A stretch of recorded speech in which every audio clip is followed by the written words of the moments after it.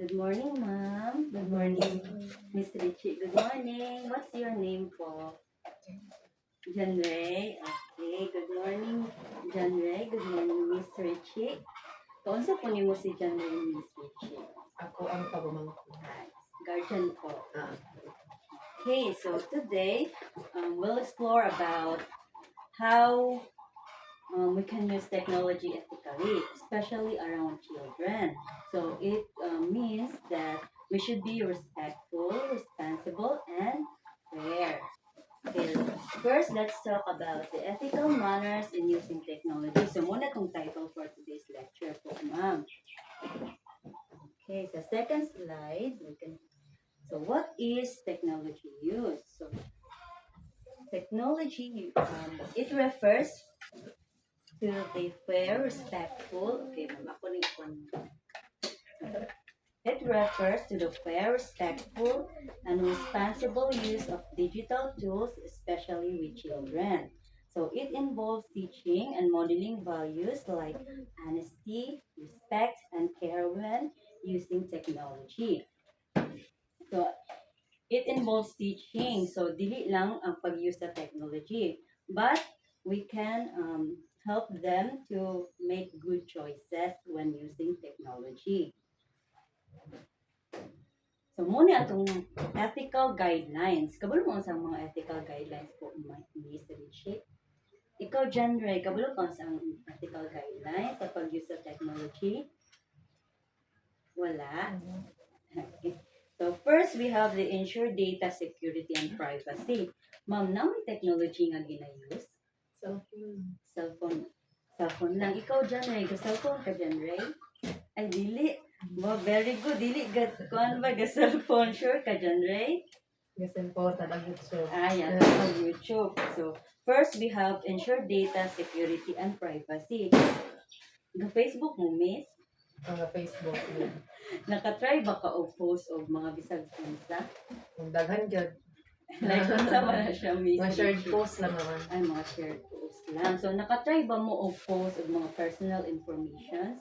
Like sa imuhang pag-umangkon? Kuan lang ang mga pictures nila. Mga pictures lang, pero wala ka nakapost og mga personal information. Wala man noon.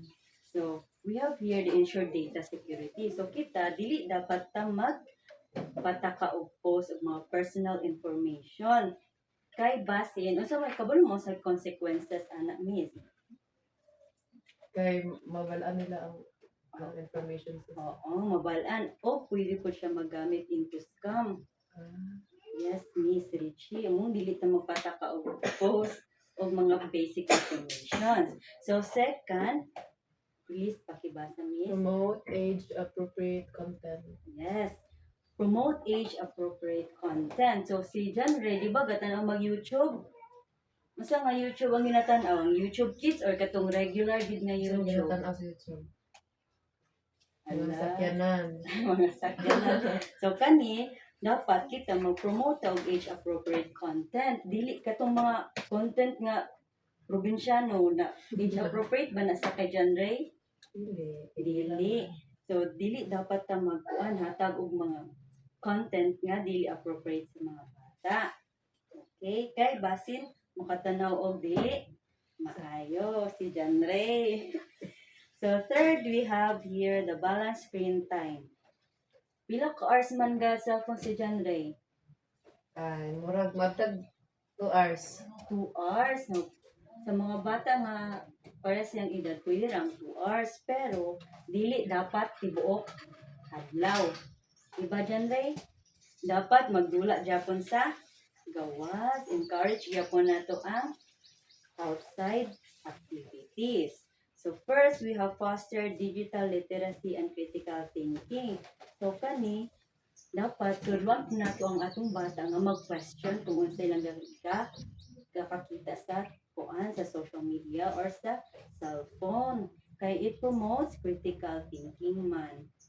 Sa dili lang mga bastos John Ray, dili sa mga pang-adults nga mga sagida, okay? The fifth, we have here encourage parental involvement and supervision. Ikaw, Miss Richie, ginabantayan ba nimo si John Ray nga magkuan gamit sa phone? Na wala gyud. Ano man? Sagdan lang kay unsa lang gusto mo mo Ala. tanaw. Dapat diliin anak kay dapat encourage nato ang parental involvement kay para ma-monitor nato ang ilang ginatanaw. Dapat Miss Richie na siya. Okay. So, moto ang mga ethical guidelines for technology use with children. So, kabalo mo nganong importante itong mga ethical guidelines. Jan Ray, kabalo ka Jan Ray? Pero importante man. Okay, why is it important? So first, children imitate adult behavior. So when adults follow ethical tech practices like citing sources or being respectful online, children learn to do the same. So kabalo man ta Miss Richie nga ang bata is good imitator gyud. So kung unsa ilang kakakita sa adults, maupod ilang awaton. So dapat mag-model ta og good ethical behavior kay para kung unsa ilang kakita nga maayo, maupod ilang awaton. Okay?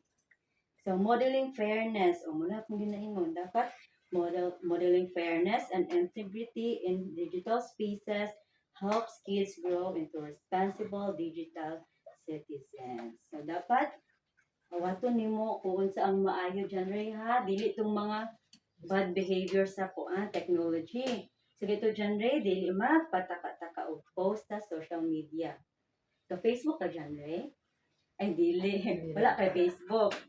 So sunod, kung magka-Facebook ka, dapat dili magpataka-taka og shared post ha. Kana dili pataka-taka og kanang post og imong mga informations like kung sa imong age, kung sa imong asa ka nagpuyo. Jan Ray ha? Sabot si Jan Ray? Okay.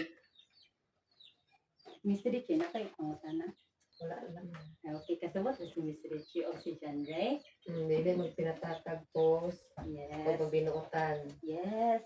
Very good. So, pwede ba kung magpa-answer lang ani ka mo, Miss Richie? Kamay lang din niya siya po. O kamoduhan ni John Ray ang mag-answer. So, pwede ba na kung babalan kung unsay ang natunan karon nga adlaw? So about sa imong giingon na importante gyud ang knowledge about technology sa isa ka bata. Labi na kay guardian ko, nya dili jud sila pasagda na maggamit og cellphone nya sa kung saray kung kay on kay basin sa ilang edad bawal mga sa imong giingon na makakuan sila sa mga dili maayo. Yes po. Mas okay yun dula sila sa gawas. Yes po. Tapos Kay kung magdulang po sila sa gawas is makatuon po sila og socialization. Mo po na pinaka-importante sa mga bata. Dili lang technology John Ray ha. Dili magsige cellphone ha. Thank you ma'am. Maoras to. Salamat John Ray.